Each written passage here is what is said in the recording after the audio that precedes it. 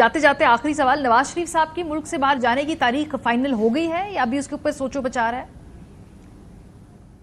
دیکھیں، نواز شریف صاحب کوئی حتمی بات نہیں ہے کہ وہ جا رہے ہیں. اچھا، بات یہ ہے کہ ان کو اپنے چیک اپ کے لیے جب بھی جہاں بھی جانا ہوگا ان کے کوئی پابندی تھوڑی ہے کہ وہ پاکستان سے باہر اپنے چیک اپ کے لیے نہیں جا سکتے، اور نہ ہی کوئی پابندی ہے کہ وہ واپس نہیں آ سکتے. لیکن آپ نے پہلے کہا تھا نا کہ واپس آئیں گے، حالات دیکھ کر آئیں گے، حالات دیکھ کر واپس آئیں گے. میں آپ ہی کا انٹرویو سن رہی تھی، شاید وسیم بادامی کے شو میں آپ نے بات کی تھی، وہ جائیں گے حالات دیکھ کر آئیں گے. وہ سیاسی حالات کی بات ہو رہی تھی نا؟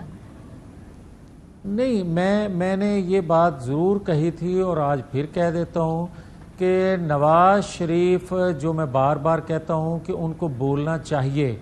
جب دو اداروں میں سے ایک ادارہ کا ترجمان بول رہا ہے سب کچھ، خود احتسابی کر رہے ہیں اپنے ادارے کے اندر، دوسرے ادارے کو خود احتسابی بھی کرنا ہوگی.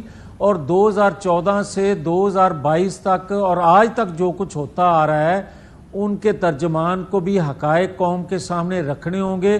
کسی نے نہ رکھے تو نواز شریف تو ضرور رکھیں گے. جاوید لطیف صاحب، کوئی آپ 6-8 مہینے سے مختلف شوز پر آ رہے ہیں، ہر مرتبہ آپ کہتے ہیں نواز شریف کو بولنا چاہیے. سر وہ نہیں بول رہے ہیں، سال گزر گیا پورا.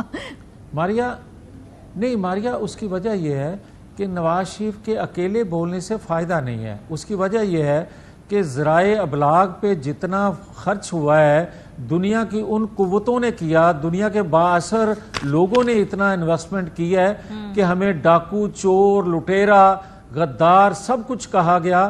اور جو 7, 8, 10 سالوں میں نوجوان ووٹ کے قابل ہوئے ہیں، ان کے ذہنوں میں یہ بات سمائی ہوئی ہے کہ وہ تو پھر نواز شریف صاحب جتنی مرتبہ بولیں گے، جتنا زیادہ بولیں گے، جتنا زور سے بولیں گے، تبھی تو وہ سمائی ہوئی باتیں جائیں گی نا ذہن سے. سر اگر وہ بولیں گے نہیں، کسی وقت کا انتظار کریں گے تو یہ باتیں کیسے جائیں گی؟ ایک سیکنڈ.